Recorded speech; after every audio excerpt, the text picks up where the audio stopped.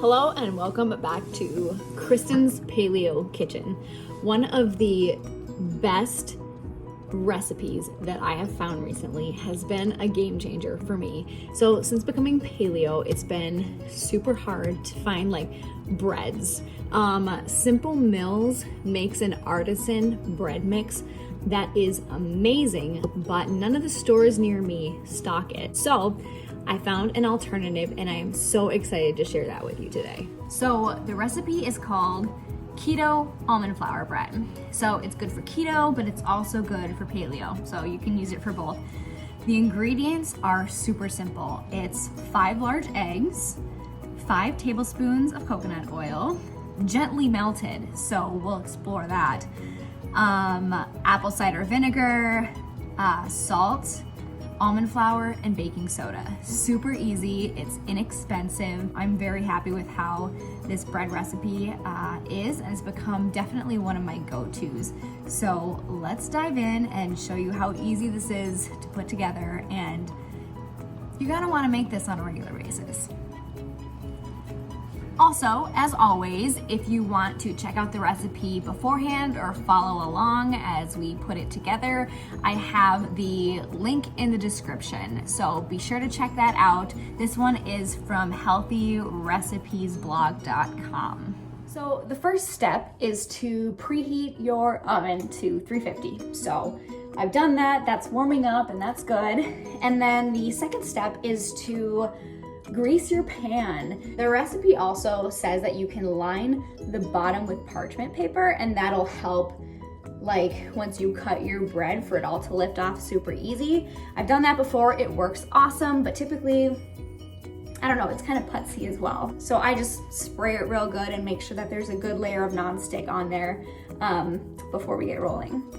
All right, and now the next step in a medium bowl is to whisk in the eggs. So, and it's 5 eggs, so we'll do that.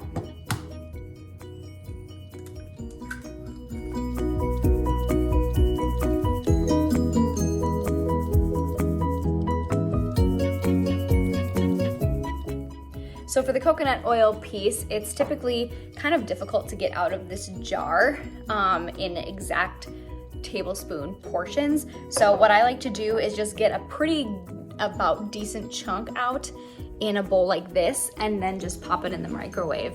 Now this one's interesting because it says to, what does it say? It says we want gently melted, and I don't know what gently melted is, but this is about my best guess. It's kind of melted. There's still some solidy parts, but like everything's gushy. So that's my interpretation of gently melted. So here's where we're gonna put 5 tablespoons just into the batter.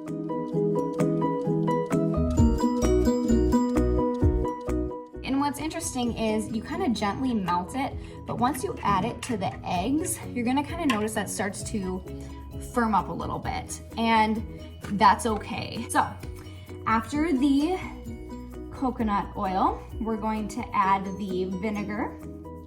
So we need a teaspoon of apple cider vinegar.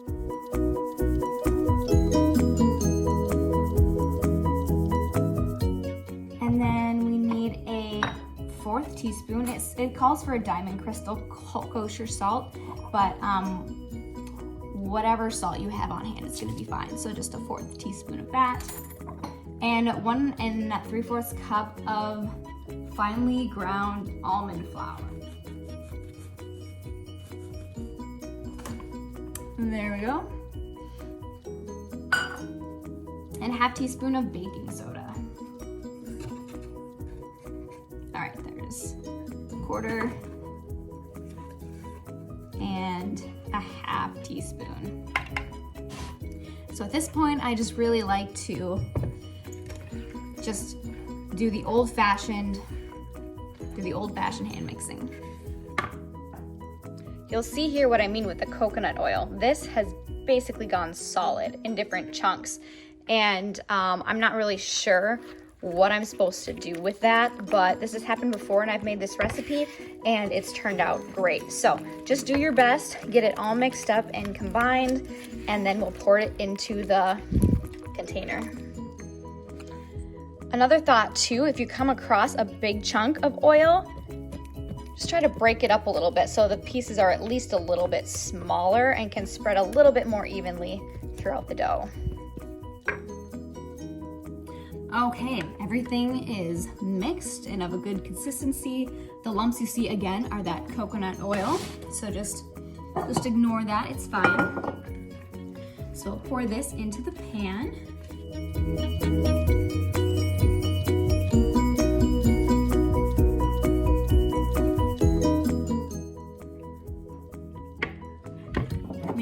Maybe give it a little shake, and then we'll bring it over to the oven.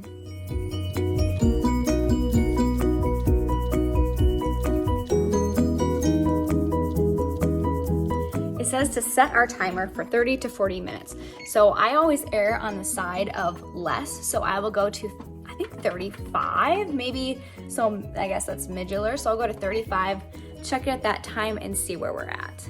My timer just went off for 35 minutes, so let's take a look and see where it's at. This is looking pretty good, though I think I am gonna put it in for a few more minutes just to make sure we're good. All right, my timer just went off again. Let's pull it out and see what she looks like.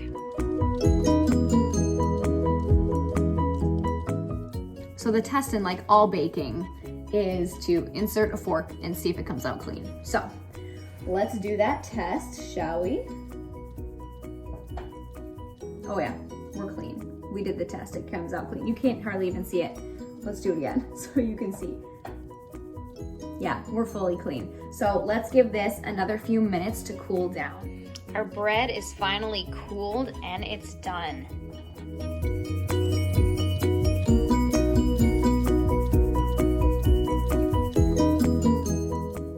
Let's slice into this bad boy.